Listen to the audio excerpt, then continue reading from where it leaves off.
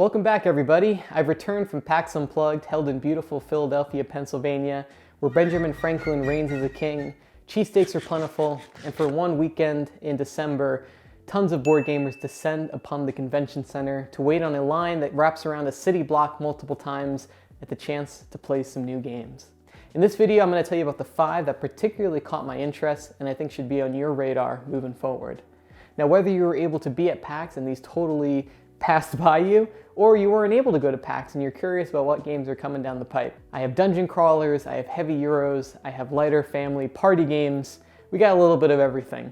I'm excited to share this list with you guys, and let's go ahead and get started. So we're going to start off with a big game here, and it's called Rove from Addicts Games. Now, the first thing that might stick out to you is that art looks a lot like Gloomhaven. And that is not a coincidence. The artist who did the art from Gloomhaven is the same person doing the art for Rove. And the similarities do not stop there.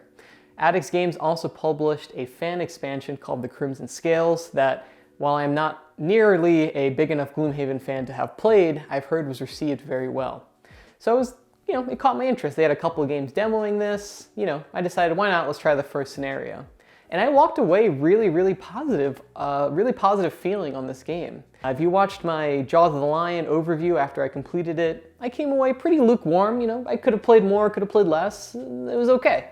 Now, Rove, I thought, did some really interesting things that really kept me more engaged in the first scenario there.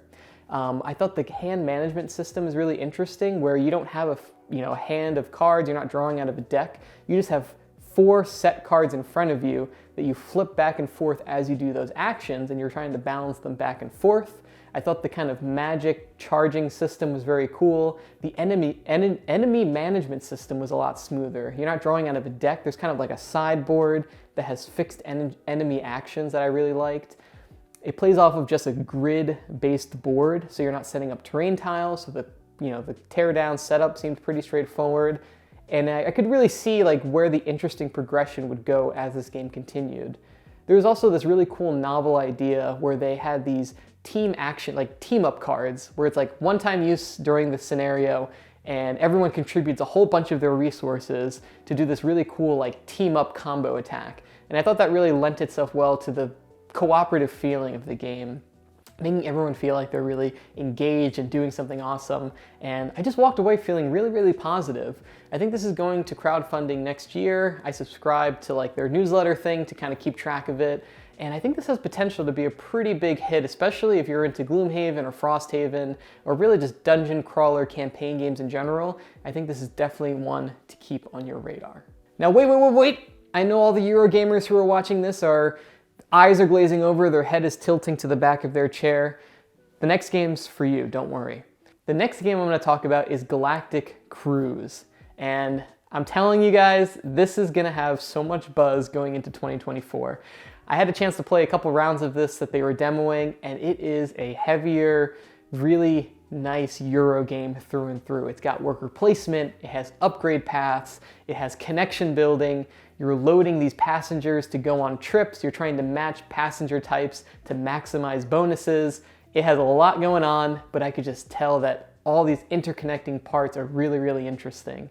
This is from Kinson Key Games, which this looks to be their first major project, and it just looks so well thought out. It looks really well developed. It has this gorgeous Ian O'Toole artwork, and I could just tell this is a game where they were only running a couple of rounds because it seems like a longer game, and this is one I wish that I could have played all the way through to check out. It was just really engaging, really interesting. If you're a fan of Euro heavier games, you gotta check this one out. Again, I think this is going to crowdfunding sometime in 2024.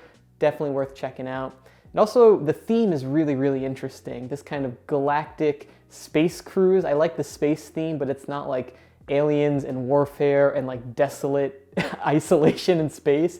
It's a very, lighter, more approachable theme in space. It reminds me a lot of the show Avenue Q or Avenue 5. One of those two things. One might be a musical. And this just had so much good stuff going for it. They also gave out these postcards, which were really cool. It kind of goes with that cruise traveling theme. If anyone is a big Galactic Cruise fan and wants some memorabilia and wants this mailed to them, let me know. It's all yours. But really, I think if you're a fan of Euro games, heavier games, check this one out. I think it's really, really interesting, and I think this is not the last we're gonna hear about it. I think this is gonna have a lot of buzz going into next year. And if you're enjoying the video, please consider liking and subscribing. It really helps the video get some more visibility, and I always like having you guys around the channel to give me comments, let me know what games I might be missing. And I'll be sure to have more news about these games moving forward, so be sure to subscribe for more board game content. Anyway, let's go on to number 3. Now let's take a deep breath, let's calm down a little bit, and really float with the breeze like a leaf, which is our number 3 game here from Weird City Games. And they had a pretty big hit 2 years ago, Canopy, that I think has been pretty well received, good drafting game. And so I wanted to stop by their booth, see what was going on. And now Leaf is an interesting tile placement kind of set collection game, except it's not your standard Tetris style pieces. The tiles in this game are different shapes of leaves, and the way they connect with each other will trigger different effects, and then you're trying to also collect animals to hibernate them before the winter comes. And so, you know, the mechanics are pretty straightforward, but I think that the way these leaves interconnect, the thought that went behind all the different permutations of how those leaves connect with each other is just really, really interesting. And I just walked away like, wow, that looks like a really engaging game. You know, I only got the quick demo run through of it, but it's one that I wish I could have looped back around to give a full playthrough, because I was really interested to see, you know, as the game progresses, how those leaves go. But definitely one that's on my radar and that I want to play a full game of sometime in the future.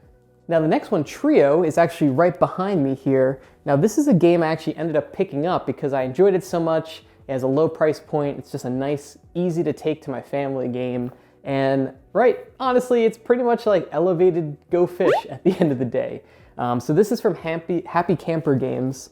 And this was actually started by a guy named Jason, who was an ex-Gamewright employee. So Gamewright is known for things like Sushi Go, or Quicks, or Forbidden Island, very family-friendly, lighter games. And I feel like Trio is easily a game that could have been published by Gamewright. And Jason really sold me on the game. He's really energetic, very happy to like be showing off this game at a convention. Really, really cool guy. And so anyway, let me tell you about the game Trio. So Trio, you're pretty much looking for, you know, the deck is 1 to 12 and you're trying to find 3 matching numbers. So you can ask an opponent to reveal their highest or lowest card, and if you find 1, you reveal it. Then you can either ask them again or ask someone else, show me your highest or lowest card, and you're trying to keep finding the same of 3. There's also a grid of cards in the center of the table that you could reveal. So it has a very light memory aspect to it, but pretty much just a very quick Go Fish matching kind of game. Plays in like 5-10 minutes, very smooth, and really the kind of game, especially with the holidays coming up, nice to have as just like, hey, I'm gonna pack this in my bag and bring it by. People can play a couple hands, and it just really, really captured me. The booth was really nice. They had a really nice setup of a bunch of like, kind of like bar top tables with like 5 or 6 of these set up. So especially with how quick it played, it worked that you could just go in, find a few people, play a hand of it, and kind of move on. And if you liked it, you could pick it up right there. So Trio, this is, I think, available now. So if you like that kind of lighter game, definitely check it out. So the last game I'm going to talk about is Charcuterie, the board game. And so this is coming from Third World Studios, and they had a couple of really cool games. They had another game there, Mission Control, that was really cool. But Charcuterie is the one I want to focus on because I think that this is going to have a lot of wide appeal. It has a mechanic that I don't see used really often, and it's a gorgeous looking game. And so Charcuterie, everyone has their own kind of charcuterie board. Charcuterie is one of those words, you start saying it too many times, it starts to lose its meaning. Anyway, everyone's gonna have this board in front of them, and one person will be the host setting out ingredients, and then the guests will be able to choose those piles of ingredients, drafting them around the table. And so it uses a mechanic called I choose, or I split, you choose. And so you're trying to make piles that obviously are gonna be advantageous to you, but also your opponents are gonna be able to pick them first. And so that's one part of the game. And the other part of the game is kind of like polyomino, I guess you would call it, where you have to put those ingredients on your player board in such a way to kind of, within certain conditions, they can't go off the board, they can't overlap with each other too much. And so it has kind of an interesting spatial puzzle to it as well.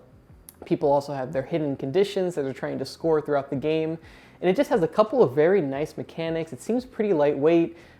If you missed, apparently this was on Kickstarter last year, totally missed it. This is also going to be at Barnes & Nobles, and I just think it has that very wide appeal. The food art is very cool. I thought it was like images of some of the food, but it's all like very just hyper-realistic art. It looks really, really good. And I think that if you're a fan of the charcuterie, I think the food theming is really, really popular. It's a nice game. I'm really looking forward to this to get released and giving it a try. So there we go. Those are the 5 games at PAX Unplugged 2023 that caught my eye and that I'll be watching very closely going into the future as they either go on to Kickstarter campaigns or get released into retail. I will have links to all these games down below if you want to check them out, either their websites if they're not out yet, or links where you can find them if you are interested. Were you at PAX Unplugged this year? Be sure to let me know in the comments below what your favorite game was, or if there was a game you heard about that you think I should be checking out. In any case, thank you guys for watching. I appreciate it. Remember to like and subscribe if you did enjoy the video, and I'll catch you on the next one. See ya.